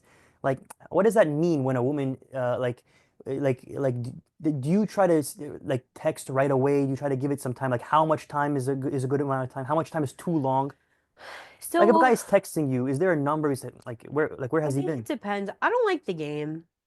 So if a guy texts me, sometimes like a guy will be texting me back right away, and I'm like, oh, actually, I need to like go back to work, or like I need to go to sleep or something. So I might not answer. I might answer right away a couple times, and then I might put my phone down and answer him 10 minutes later. Like for me, it's not like a science. It's just like when am I looking at my phone, or if I need help drafting a response, it's whenever my friends respond. Like I don't know. It's not really a science. It's just I, or I'll be texting a guy and then my boss will start talking to me. Like, it's not, I don't think it has to be that deep. Or a different friend texted me and I need to respond to that text, or I start doing something, or I was texting him while I was on my way home, but now I got home and I need to make dinner. Like, I don't think it's such a science. I think people should just respond when they can and not play a game out of it. But if you respond in a couple hours, is it usually because you have less interest in the guy, lower interest, or is it because like you're just busy? It depends. Because the answer is both. If I'm not interested in a guy, then I'm not going to respond right away. But also, if I'm not responding right away, it doesn't necessarily mean I'm not interested. Because sometimes I am busy. So it's really hard to interpret. I would say for me specifically, I'm chronically on my phone. So there are certain hours where I'm less on my phone. Like, okay, like right now, we've been sitting here for however long podcast recording. I'm not really texting anyone, but like if any of my friends texted me, usually like if my friends text me, they know I'll respond in the hour, usually faster. But like if I'm in recording, I'm not looking at my phone. Unless I know an important text is coming, I'm not looking at my phone. Or sometimes at work, I'm on my phone all the time. Sometimes at work, I get something in and I need to focus on it and like just get it done. Like my friend was texting me something the other day, and of course I got something that came in at 5:15 and I'm trying to leave at 6 o'clock. So I at 5:15 I got that thing that came in and I'm trying to finish it as fast as possible. So like I didn't answer her text until I walked out the door at 6 o'clock. Right. It had nothing to do with her. It's like, oh, I got something in at work that I needed to get done. Right. Well, I have a couple of friends actually that sometimes when they have interest in a girl, they say, well, well, she hasn't texted in this long, or this and that. Like, could it be possible that she's texting, like she's still talking to another guy? Like, do you find most women are when they go on a date on a first date, are they going out exclusively with that man, or are they still dating other people? And if yes, then at what point do you say, you know what, like, is it 2 dates, 3 dates, 4 dates, where you're like, you know what, I'm not gonna see anybody else. I'm gonna focus my time with this person. I think it depends on the person. I know a lot of people who will like double dip, but I don't know. Unless I think you shouldn't go on a third date with multiple people at the same time. Like a first date. For me, like I don't have energy to like date multiple people at the same time. So like okay, like if I'm talking to a guy on a dating app, chances are I'm talking to other guys on dating apps. But like if a friend sets me up with someone and we're going on dates and we're going on a date, chances are like I'm not trying to go on a date with someone else right then. Right. No, I agree with you. I think it's actually so important to focus on that one person for Yeah. that 1 date or 2 dates or 3 dates. Also, like I just don't have time. I agree. It's really draining, isn't it? Yeah, I'm The time tired. planning, the Like I have a full-time job. I have the podcast. Love Island is on 5 nights a week. Like I'm busy. Like I don't have time to dedicate to like multiple guys. So I don't have the energy for it. Like I go to bed early, I wake up early, like work a full day. When do people have time to like date all these people? would you ever date somebody long distance? Yeah. I think with long distance, if they live, if it had the potential of ever being not long distance, then that's the only way it works. So I guess And I have dated guys long, I mean, not really date, I've like virtual dated guys long distance. Um, for me, like I don't really plan on staying in New York. I mean, granted, like I try to be open-minded. Like I can meet a great guy who and our lives are in New York and we end up staying in New York, but also like in my ideal world, I see myself living outside of the New York area. Like where? It's a good question. I don't know. I'm open-minded. Was like living in a Jewish community important to you? Yes. So I want to live somewhere in a Jewish community, so I wouldn't move to like the middle of nowhere. Like I don't know, I got set up with this guy once on like Why You Connect who lived like honestly in the middle of nowhere, and I was like, like you're not interested in relocating, and I'm not moving there. But like, okay, if I talk to a guy who lives in Miami, a guy who lives in Atlanta, a guy who lives in Chicago, like, okay, What if like you're dating a guy like in LA and he's like, listen, if we're I've gonna talked to date, guys in LA. you have to The make the move to LA. Would you move away from your family and move to LA? I think if it was really the right guy, then yes. I think LA is hard. I think like LA is like harder for me than like Miami because Miami is still in the same time zone. Right. It's still, first of all, trying to virtual date someone in LA is hard. Like, yeah, I've talked to guys in LA before. The problem really, the time zones are hard. So I don't know. I'm not the type of person who likes to stay up late. I wake up early. It's hard, like with a 3 hour time difference. And like, I don't know, at night, I only have so many free hours of my night. Right. And like, I'm not trying to stay up super late to talk to guys.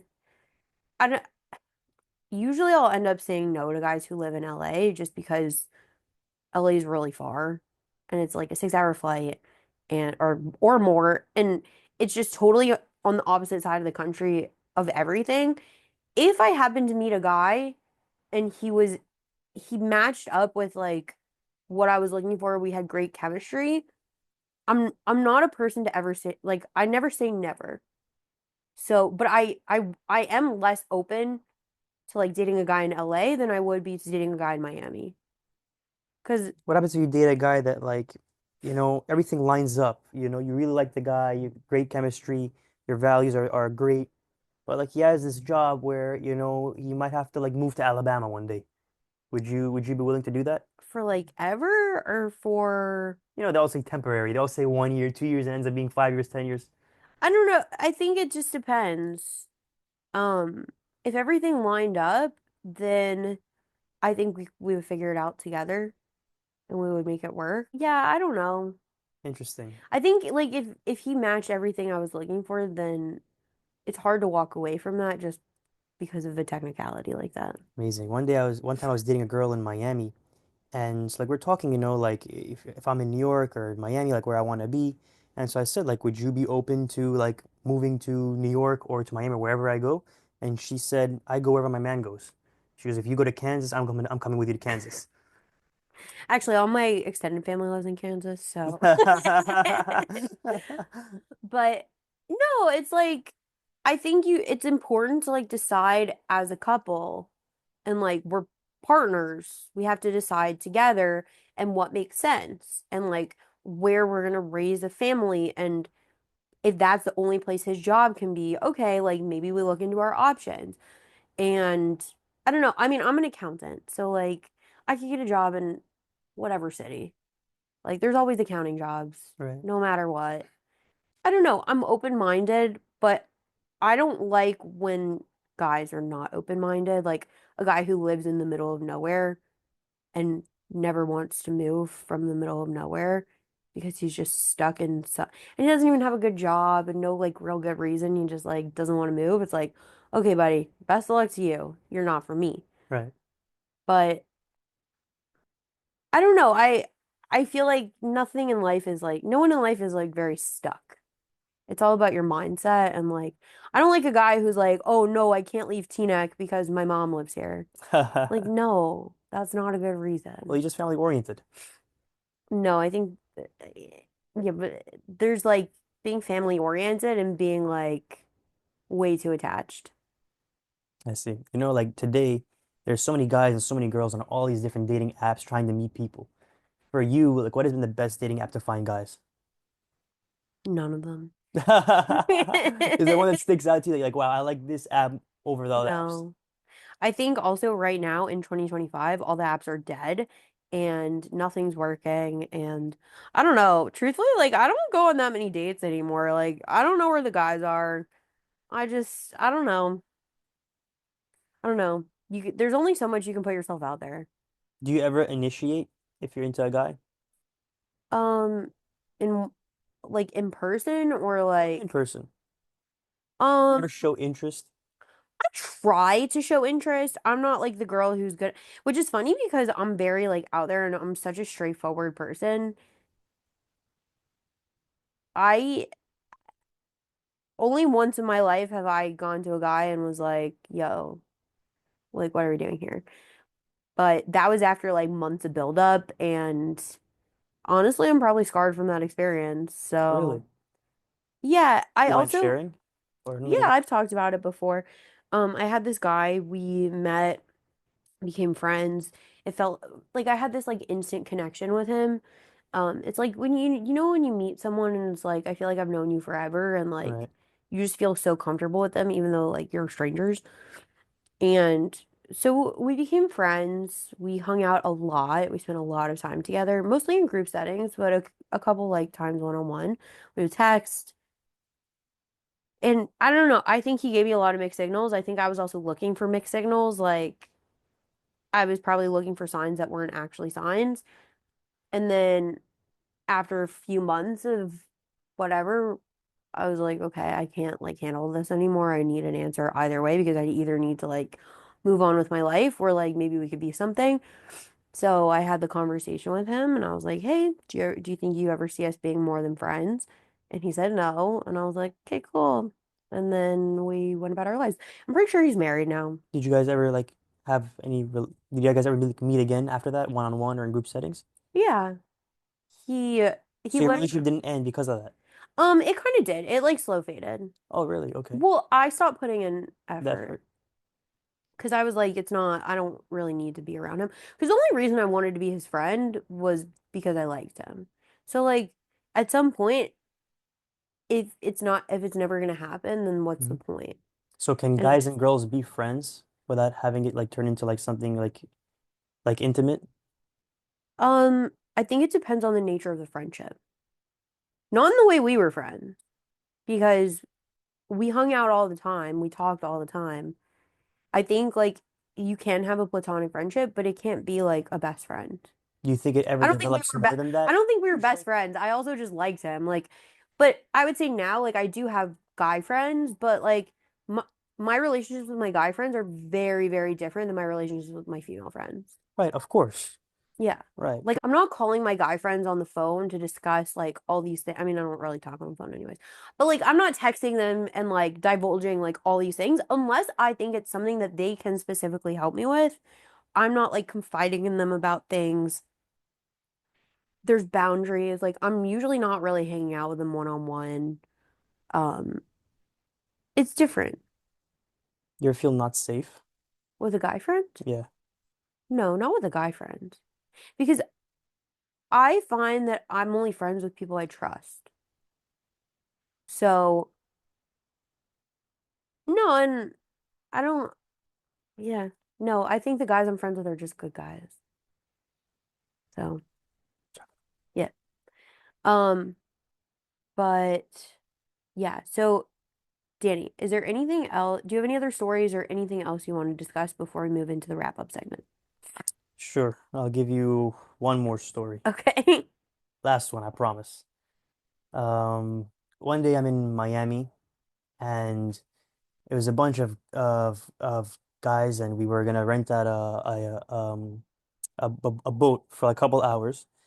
And a couple of my friends invited other people, and so there was this girl that I met on this boat. So we were talking together for a little bit, and it came up to be in the conversation that she really enjoys, the water. Like she likes to go on boats and jet skiing and banana boating, all this stuff and that I'm like, oh wow, like I love jet skiing. Like that's like the funnest thing. I can do that all day long. Like as a kid, it was like probably my favorite activity, and to this day, it still is my favorite activity. And so we decided, okay, like we decided to go out, and so like she's like, oh, like where she lives like in an affluent area. She lives on the water, Oh and wow. she has a jet ski like dock like That's great. in her house in her backyard. Yeah. So she was like, she has the house for it and everything. She's like, well, let's go out and like go to the supermarket. Let's buy some stuff and let's barbecue. Let's have a barbecue picnic like in the backyard. Again, like it may sound weird now, but like if you understood like how her house is, like it wasn't crazy. Actually, like a really cool date actually. And obviously she has the view of the water and she's got the jet Mhm. ski. So and then like afterwards we're like fine. So we go on this date. We have this picnic in our backyard. I go on the barbecue grill. I try to like cook. I burnt a couple things, but it was all right. It was fine. And then like we decided, oh, let's just go like jet skiing for a little bit. So we're going on a jet ski, and like the way like where she lives is like in that area you can't drive really fast until you get out of like the house areas until you get more like into the water. And like so she would just like like banter a little bit, and it's like, oh, you drive so slow. My brother drives better than you. My father drives better than you. This and that. And obviously we're wearing life jackets. And honestly, I can get really into jet skiing. Like when I'm jet skiing, I'm in the zone. And when I'm in the zone, I'm really in the zone. So like I'm jet skiing and I'm making all these crazy turns and everything, and we're like, and I like obviously like I can like feel the weight and everything, and it gets to a point where I'm like, oh my God, like I don't feel her on me. Like she's Uh-oh. not on me, like because she's not touching me. She's handily grabbing the life jacket, Yeah. and I'm like, shit, where did she go? Oh And no. I'm like looking for her. Like I'm on this jet ski, I'm like, where did she go? Right? And it took me like 10 minutes to find her. And she was Oh like, no. what the hell happened here? Like, it turned out like she fell 10 minutes before, and Oh it took me my like 10 minutes to gosh. find her because like I was driving slow, like trying to find her, so she was Oh like my left in the gosh. water for like 20 minutes. Oh my gosh. That's crazy. Yeah, is that wild? Was there a second date? Oh, she was pissed. She like Oh no. Oh no. yeah, Honestly, I probably would be too. So no second date. no second date on that one. No. Oh my God. Yeah. Oh gosh. Well, I'm glad you did find her, and at least everyone's safe. Yeah. But okay, so Danny, I know we've been talking a lot about everything, stories. We gave a lot of information, but can you give me and my listeners one piece of dating advice? Yeah. One piece of dating advice Yeah. is don't get too comfortable. Here's what I mean by that, Say a guy and a girl, they're dating, right? The first month they're dating, the guy, he buys the girl roses. And she goes, babe, how did you know I love roses? The second month comes, you find out that she likes roses, but she really likes orchids, Hmm. right? By the third month, right, you don't get her flowers anymore, right? What changed? What happened? You know what happened? You guys became very comfortable. I think you guys should like not be comfortable with each other and continue to like chase each other, and that gives you like really a room for the opportunity to really grow this relationship. So if the best piece of advice I could probably give is don't be too comfortable in the relationship. So keep putting in effort. Absolutely. And I think that counts on both sides as well. I like that. And then last but not least, do you have a tagline? I guess my tagline is you have to have faith. Forward all issues to Hashem, and everything will work out in the end. Okay. I like that. It's a good one. Because really, there's only so much we can do. None of it's really in our control. Hashem takes care of everything. Yeah, exactly. Well, Danny, this has been so great. Thank you Pleasure. so much. Thank you so much for having me on. Of course. And Sticky Situation Nation, you'll catch me next time. Bye, everybody.